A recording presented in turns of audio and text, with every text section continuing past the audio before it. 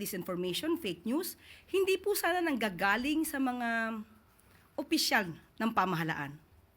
Ang pag-share ng mga katulad na ganyan, muli, disinformation, fake news, hindi po sana nanggagaling sa mga opisyal ng pamahalaan. Nakakaduda, mas nakakawala ng tiwala kung mismo sa matataas na opisyal nanggagaling ang mga disinformation at fake news. At mabuti po at ito ay na-correct at napansin po ng ating mga kababayan.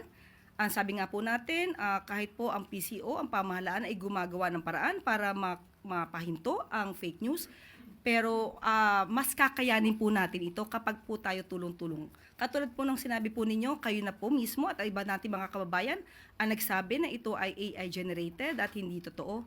So maraming salamat sa inyong pagtulong sa pamahalaan para ma-detect natin ang mga fake news na minsan ay mga taga-gobyerno pa ang gumagawa.